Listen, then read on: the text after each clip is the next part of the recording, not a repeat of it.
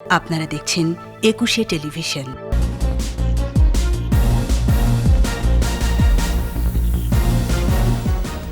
সারা দেশে করোনা সংক্রমণ ও মৃত্যুর ঊর্ধ্বগতি। একদিনে খুলনায় 21 ও রাজশাহীতে 18 সহ 153 জনের মৃত্যু। সড়ক মহাসড়কে বেড়েছে যান ও মানুষ চলাচল। নির্দেশনা অমান্যকারীদের বিরুদ্ধে আইনি ব্যবস্থা। অ্যাস্ট্রাজেনেকার দ্বিতীয় ডোজ পাননি 15,27,000 মানুষ। মিশ্র টিকার বিষয়ে সিদ্ধান্তের অপেক্ষা। হারারে টেস্টের দ্বিতীয় দিনে ব্যাট করছে বাংলাদেশ। প্রথম ইনিংস বড় করার লক্ষ্য।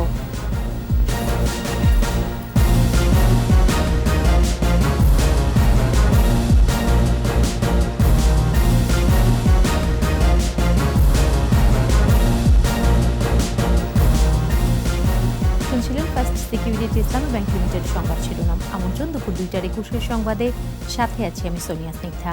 দর্শক, 21 টেলিভিশনের সংবাদ একই সাথে সরাসরি দেখতে পাবেন আমাদের ফেসবুক পেজ www.facebook.com/2124 অনলাইনে। এছাড়াও সংবাদে আরও থাকছে, প্রেসিডেন্ট খুন হবার পর হাইতিতে জরুরি অবস্থা জারি, সব ধরনের সহায়তার আশ্বাস যুক্তরাষ্ট্রের।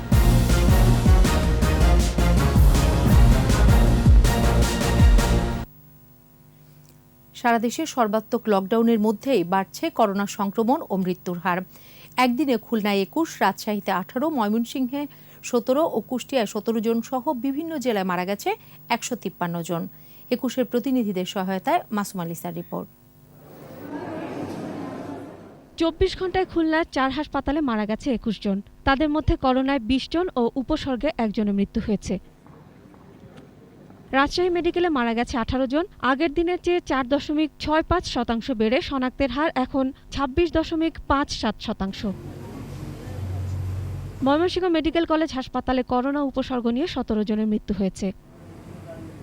কুষ্টিয়া জেনারেল হাসপাতালে আরও 17 জনের মৃত্যু হয়েছে। তাদের মধ্যে 10 জন করোনা পজিটিভ, 7 জন করোনা উপসর্গ ছিল। শনাক্তের হার প্রায় 21%। ফরিদপুরে করোনা উপসর্গ নিয়ে 14 জনের মৃত্যু হয়েছে। নতুন রোগী 174 সহ শনাক্তের হার 45.18%। বরিশাল শেরেবাংলা মেডিকেল কলেজে 11 জনের মৃত্যু হয়েছে।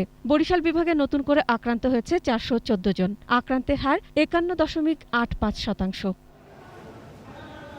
যশোরে করোনা উপসর্গ নিয়ে মারা গেছে 11 জন। চুয়াডাঙ্গায় মারা গেছে 11 জন। করোনা ডেডিকেটেড হাসপাতালে 3 জন ও উপসর্গে মারা গেছে 8 জন। আক্রান্ত 37.09%। সাতক্ষীরায় করোনা উপসর্গে মারা গেছে 10 জন। চট্টগ্রামে করোনায় 9 জনের মৃত্যু হয়েছে। সংক্রমণের হার 33.80%। ঝিনাইদহে করোনা উপসর্গ নিয়ে 4 জনের মৃত্যু, নতুন আক্রান্ত 144। নাটোর সদর হাসপাতালে উপসর্গে 3 জনের মৃত্যু হয়েছে। শনাক্তের হার 44.83%। শেরপুরে করোনায় মারা গেছে 2 জন। শনাক্তের হার 40.50। মোংলায় এক স্বাস্থ্যকর্মী সহ মারা গেছে 2 জন। নারায়ণগঞ্জে মারা গেছে 1 জন। বগুড়ায় 4 জনের মৃত্যু হয়েছে। ঠাকুরগাঁয়ে মারা গেছে আরও 2 জন।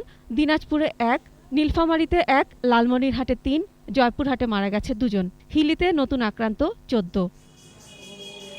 গাজীপুরে নতুন করে আক্রান্ত 220 জন। সংক্রমণের হার 27.19%। এদিকে টাঙ্গাইল জেনারেল হাসপাতালে অতিরিক্ত রোগী ভর্তি হওয়ায় কাঙ্ক্ষিত সেবা না পাওয়ার অভিযোগ করেছেন স্বজনরা। অপরদিকে 3 চিকিৎসক ও 26 জন নার্স করোনা আক্রান্ত হয়ে ছুটিতে থাকায় এই সংকট বলে জানিয়েছেন হাসপাতালের তত্ত্বাবধায়ক। মাসুম আলিসা, 21 টেলিভিশন। করোনা সংক্রমণ প্রতিরোধে চলছে কঠোর লকডাউন। মাঠে রয়েছে সেনাবাহিনী, র্যাব, পুলিশ ও বিজিবি। এছাড়া ভ্রাম্যমাণ আদালতের শাস্তিমূলক ব্যবস্থা সত্ত্বেও সড়কে বাড়ছে মানুষের চলাচল। ব্যক্তিগত গাড়ি ও রিকশার অবাধ যাতায়াতে রাজধানীর বিভিন্ন সড়কে সৃষ্টি হচ্ছে দীর্ঘ যানজট। মানিক শিকদারের রিপোর্ট। কঠোর লকডাউনের 8ম দিন সকাল থেকে রাজধানী বিভিন্ন সড়কে যানবাহনের চাপ। বেলা বাড়ার সাথে সাথে বাড়তে থাকে যানবাহনের সংখ্যা। সড়কে গণপরিবহন না থাকলেও ব্যক্তিগত গাড়ি ও রিকশার ভিড়ে কারণ বাজার, 7 রাস্তা, আগারগাঁও, মহাখালী সহ বিভিন্ন স্থানে সৃষ্টি হয় যানজট। রাজধানীর বিভিন্ন মোড়ে মোড়ে অবস্থান নেয় পুলিশ। চেকপোস্টে প্রতিটি গাড়ি থামিয়ে চলছে জিজ্ঞাসাবাদ। যারা অহেতুক বাইরে ঘোরাফেরার জন্য আসছে আমরা তাদেরকে আইনের আওতায় নিয়ে আসতেছি। ঘর থেকে বের হওয়া মানুষ আইন শৃঙ্খলা রক্ষাকারী বাহিনীর কাছে দিচ্ছেন নানা অজুহাত। স্যাম্পল দিয়ে আইসা এখন রিক্সায় করে আমরা 3 জন যাচ্ছি, যেহেতু পিজি হাসপাতাল থেকে 60 ফিট পর্যন্ত কোনো গাড়ি ঘোড়া চলতেছে না। আমাদের কার্ডটা এখনো তৈরি হয়নি, বানাইতে দিছি, কারণ লকডাউনে এখনো বানাইতে পারিনি। বিজিবির সহযোগিতায় বিভিন্ন স্থানে পরিচালিত হচ্ছে প্রশাসনের ভ্রাম্যমাণ আদালত। স্বাস্থ্যবিধি না মানায় অনেকের বিরুদ্ধে নেওয়া হচ্ছে শাস্তিমূলক ব্যবস্থা। আইনগতভাবে আমার অন্যায় হয়েছে, হ্যাঁ, যে এখন থেকে আমি সতর্ক অবশ্যই হতে হবে। রাজধানী বিভিন্ন এলাকায় টহলের পাশাপাশি করোনা প্রতিরোধে সচেতনতামূলক কর্মকাণ্ড পরিচালনা করছে বাংলাদেশ সেনাবাহিনী। 95% গাড়িরই ভ্যালিডিটি রয়েছে এবং প্রজ্ঞাপন অনুযায়ী যাদেরকে মুভমেন্ট করার প্রয়োজন শুধুমাত্র তারাই মুভমেন্ট করছেন। অল্প কিছু সংখ্যক আমরা পাচ্ছি যারা ফলস আইডেন্টিটি অথবা ফলস পেপার নিয়ে বের হচ্ছেন, তাদেরকে আমরা আইনের ব্যবস্থা নিচ্ছি। র্যাবের পক্ষ থেকেও চলছে বিশেষ অভিযান। র্যাবের নির্বাহী ম্যাজিস্ট্রেট জানান, জরুরি প্রয়োজন ছাড়া যারা বাইরে বের হচ্ছেন তাদের বিরুদ্ধে আইনি ব্যবস্থা নেওয়া হচ্ছে। প্রথম 2-3 দিন আমাদের একটু কড়াকড়ি ছিল এবং লোকজন খুব কম বের হয়েছে। তো এরপরে যেটা ব্যাংক যেদিন থেকে খোলা হলো সেদিন থেকে লোকজনের উপস্থিতি একটু বেড়েছে। স্বভাবতই মানুষ জরুরি প্রয়োজনেই বের হচ্ছে। তো আমরা এই পর্যন্ত জিজ্ঞাসাবাদ যেটা করতেছি, ফ্রিকোয়েন্সিতে সবাই খুব জরুরি প্রয়োজনেই বের হচ্ছে, একান্ত নিতান্ত প্রয়োজন না থাকলে কেউই বের হচ্ছে না। লকডাউনে প্রশাসনের কঠোর অবস্থান থাকার পরও সড়কে থামানো যাচ্ছে না জনস্রোত। আর এই পরিস্থিতি চলতে থাকলে করোনা সংক্রমণ ভয়াবহ রূপ ধারণ করবে বলে আশঙ্কা স্বাস্থ্য বিশেষজ্ঞদের। মানিক শিকদার, 21 টেলিভিশন, ঢাকা। সর্বাত্মক লকডাউনের ৮ম দিনে সারা দেশে বেড়েছে ব্যক্তিগত যানবাহন ও মানুষের চলাচল। স্বাস্থ্যবিধি না মানায় করা হচ্ছে জরিমানা। লকডাউন বাস্তবায়নে পুলিশ ও র্যাবের পাশাপাশি রাজশাহীতে 11 প্লাটুন সেনা, বিজিবি ও আনসার সদস্যরা মাঠে কাজ করছেন। এছাড়া মাঠে রয়েছে 22টি ভ্রাম্যমাণ আদালত। রংপুরে ঢিলেঢালা লকডাউন পালিত হচ্ছে। সড়কে বেড়েছে রিকশা ও অন্যান্য যানবাহনের সংখ্যা। নগরীর প্রধান সড়ক ফাঁকা থাকলেও অলিগলিতে দোকানপাট খোলা রয়েছে। ময়মনসিংহে প্রশাসনের কঠোরতায় প্রধান সড়কে লকডাউন পালিত হলেও এর উল্টো চিত্র মহানগরীর অলিগলিতে। এলাকার দোকানগুলোতে স্বাস্থ্যবিধি উপেক্ষিত অধিকাংশ মানুষ মাস্ক ছাড়াই চলাফেরা করছেন।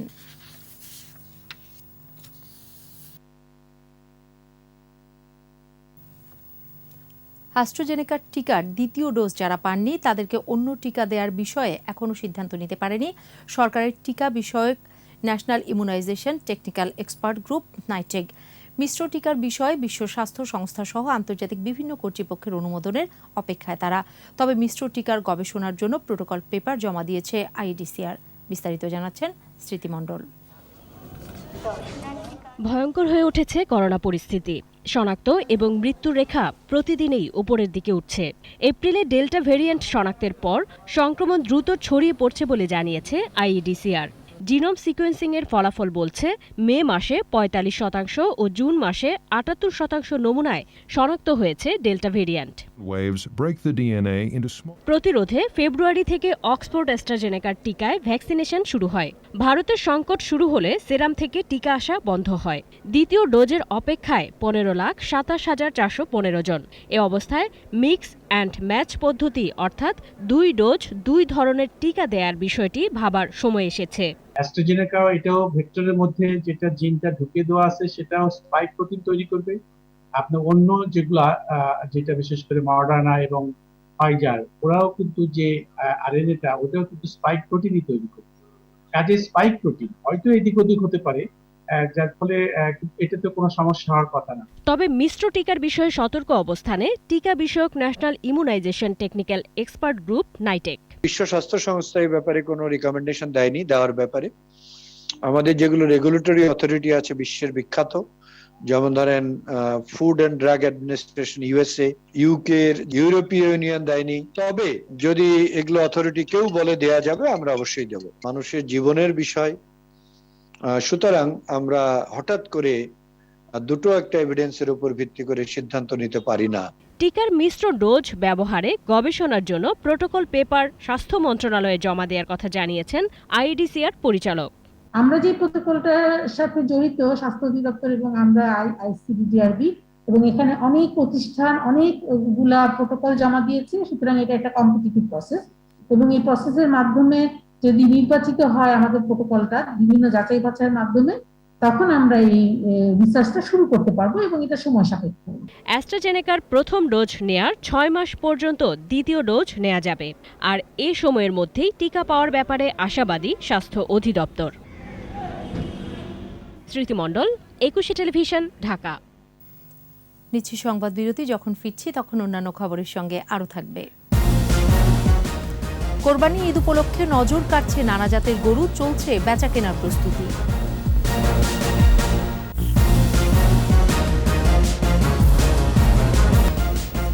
আবারও আমন্ত্রণ দুপুর 2:21 সংবাদে। খাদ্য সহায়তা নিশ্চিত না করে লকডাউন দেওয়ায় সাধারণ মানুষের কষ্ট বেড়েছে বলে মন্তব্য করেছেন বিএনপি মহাসচিব মির্জা ফখরুল ইসলাম আলমগীর। আজ ভার্চুয়াল ব্রিফিংয়ে তিনি মন্তব্য করেন। একটি দেশে লকডাউনের কারণে সরাসরি ক্ষতিগ্রস্ত অভাবী মানুষকে ঘরে রাখতে হলে খাদ্য নিরাপত্তা নিশ্চিত করতেই হবে। বিশ্ব স্বাস্থ্য সংস্থার ঘোষিত স্বাস্থ্যবিধি মেনে চলার প্রধান নীতি স্টে এট হোম এর প্রধান উপাদান হচ্ছে ঘরে থাকা। অভাবী মানুষকে ঘরে রাখতে হলে তাদের ঘরে অবশ্যই খাদ্য পৌঁছে দিতে হবে। কোরবানির ঈদ উপলক্ষে ব্যস্ত সময় পার করছেন গরু খামারিরা। ইতিমধ্যে টাঙ্গাইলে 30 মণ ওজনের কালোমানিক নজর কেড়েছে ক্রেতাদের।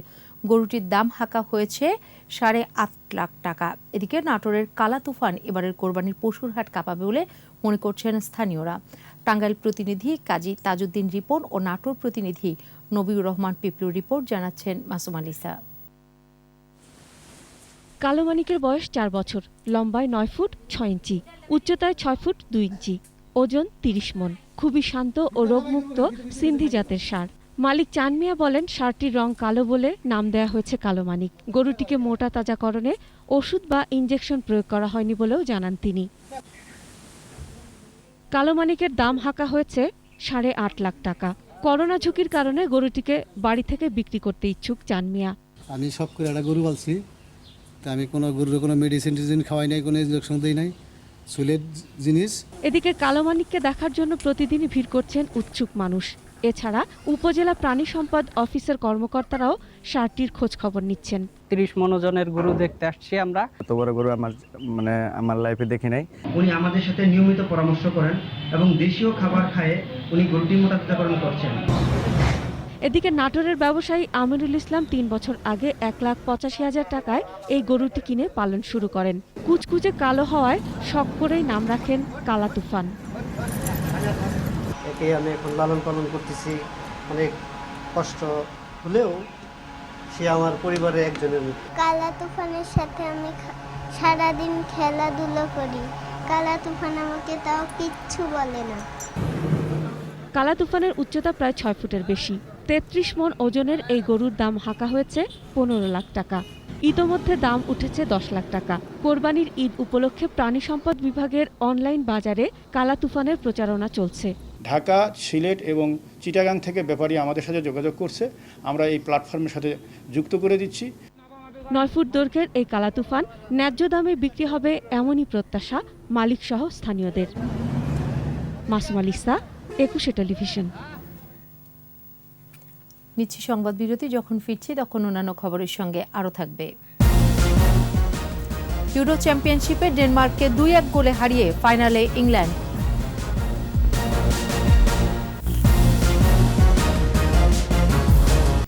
আর এরই সাথে শেষ করছি দুপুর 2:21 সংবাদ। যাবার আগে ফার্স্ট সিকিউরিটি ইসলামী ব্যাংক লিমিটেড সংবাদ শিরোনামগুলো আরও একবার। সারা দেশে করোনা সংক্রমণ ও মৃত্যুর ঊর্ধ্বগতি। একদিনে খুলনায় 21 ও রাজশাহীতে 18 সহ 153 জনের মৃত্যু। সড়ক মহাসড়কে বেড়েছে যান ও মানুষ চলাচল। নির্দেশনা অমান্যকারীদের বিরুদ্ধে আইনি ব্যবস্থা। অ্যাস্ট্রাজেনেকার দ্বিতীয় ডোজ পাননি 15,27,000 মানুষ। মিশ্র টিকার বিষয়ে সিদ্ধান্তের অপেক্ষা। হারারে টেস্টের দ্বিতীয় দিনে ব্যাট করছে বাংলাদেশ। প্রথম ইনিংস বড় করার লক্ষ্য।